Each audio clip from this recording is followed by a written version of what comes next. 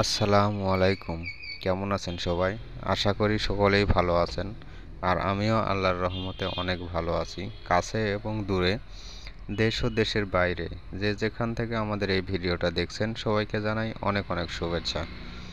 তো আজকে আমি আপনাদেরকে দেখাবো একটা প্রাইড শাড়ি থেকে কিভাবে একটা জামা এবং একটা ওড়না বের করবেন। এখানে একটা প্রাইড শাড়ি কাপড় বা থান কাপড় যেটাই বলেন, এটা সেটাই হবে। তো এই প্রাইড কাপড় কিন্তু 12 হাত, মানে আপনার 12 হাত শাড়ি থাকে। এই 12 হাত শাড়ি থেকে আপনারা কিভাবে জামা এবং ওড়না বাহির করবেন সেটাই কিন্তু আসল পদ্ধতি বা মাপ জানার সঠিক হিসাব। এখান থেকে অনেকেই মনে করে আমি লম্বাভাবে না কেটে চওড়া যতটুকু আছে 40 ইঞ্চি 42 ইঞ্চি ওই হিসেবে কাটবো, তাহলে কিন্তু আপনার জামাটার সঠিক মাপ আসবে না। আর এখান থেকে কতটুকু কাপড় বাঁচবে সেটাও কিন্তু পরবর্তীতে দেখতে পারবেন যে এখান থেকে কাপড় বাঁচে কি না। তো আমি কিন্তু এখানে মেপে মেপে দাগ দিয়ে নিচ্ছি। এখানে প্রথমে আমি মেপে নিয়েছি 50 ইঞ্চি। আমি একটা বডির জন্যে 100 ইঞ্চি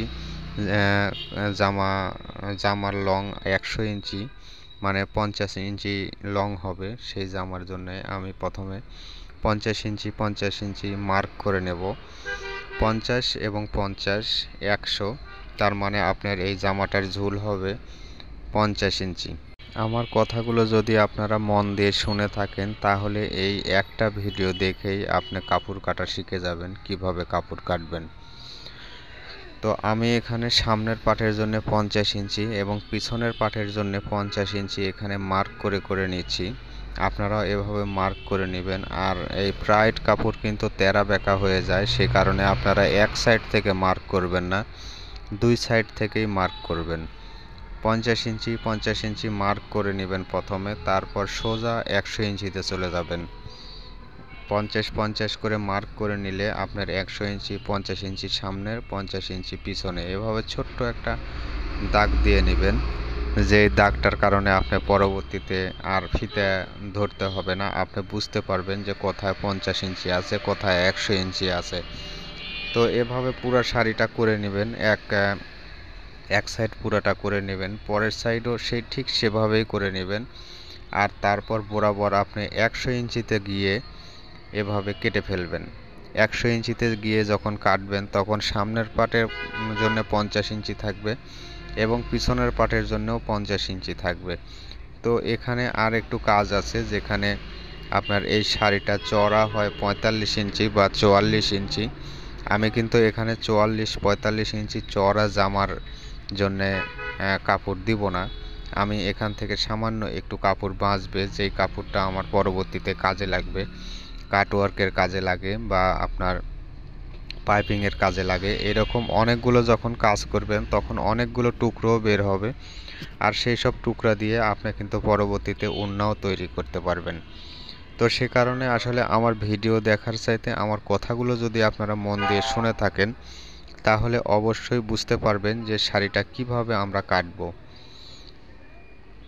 যখন আপনি 50 50 100 ইঞ্চি কেটে নেবেন, 100 ইঞ্চি কেটে নেওয়ার পরে আপনার যতটুকুন থাকবে ততটুকুন শাড়ি আপনি কিন্তু একটা জামাতে 50 ইঞ্চি ঝুল দিলে যদি 48 ইঞ্চিও টিকে তাও কিন্তু এনাফ। তার বেশি আপনি কখনোই নেবেন না। আর যদি 50 ইঞ্চির বেশি নিয়ে নেন তাহলে কিন্তু এই শাড়ি থেকে পুরো কাপড় বের করতে পারবেন না, আপনার হয়ে যাবে। আমি এখানে ওড়নার জন্যে কেটে নিয়েছি। ওড়নার জন্য কিন্তু আপনি 50 50 100 ইঞ্চি কেটে নেওয়ার পরে সোজা 90 ইঞ্চিতে চলে যাবেন।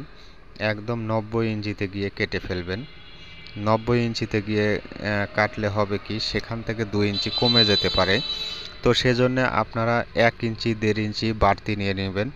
90 ইঞ্চির জায়গায় 91 ইঞ্চি বা 92 ইঞ্চি এইরকম নেবেন। 92 ইঞ্চি নেওয়ার পরে জামার জন্য যে হাতার কাপড়টা আমরা কিন্তু এখনও বের করিনি, শেষে গিয়ে দেখবেন 22 ইঞ্চি বা 24 ইঞ্চি কোনো শাড়িতে একটু কম থাকে, 2 ইঞ্চি 4 ইঞ্চি কম থাকে। তো যদি কম থাকে তাহলে আপনার সেই শাড়িতে যে গিয়ে 22 ইঞ্চি টিকবে হাতার কাপড়ের জন্যে। 22 বাই 24 হবে হাতার কাপড়। তো 22 বাই 24 মানেই অনেক লং হাতা। এভাবে আপনি ওড়না বের করলেন এবং ইয়েটাও বের করে নিলেন, হাতাটাও বের করে নিলেন এবং জামার কাপড়টাও বের করে নিলেন। তাহলে একটা শাড়ি থেকে 3টা জিনিসই বের হয়ে আসলো, 2টা জিনিস বের হয়ে আসলো।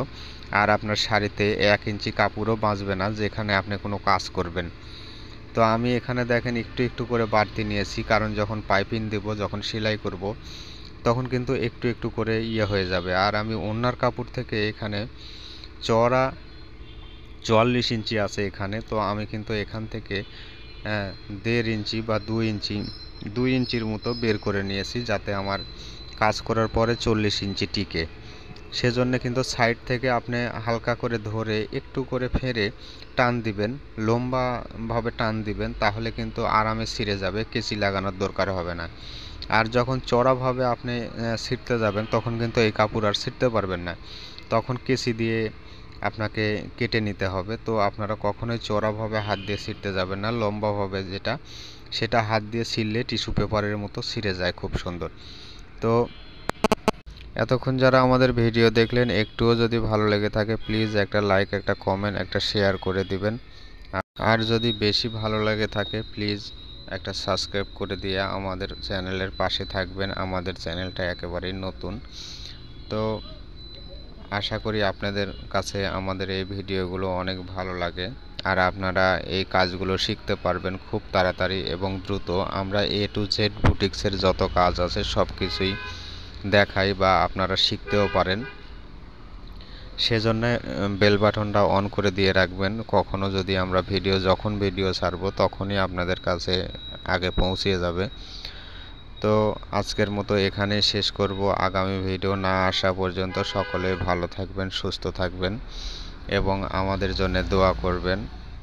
আর আমাদের চ্যানেলটা একটা সাবস্ক্রাইব করে অবশ্যই আমাদের পাশে থাকবেন। ধন্যবাদ সবাইকে। আজকের মতো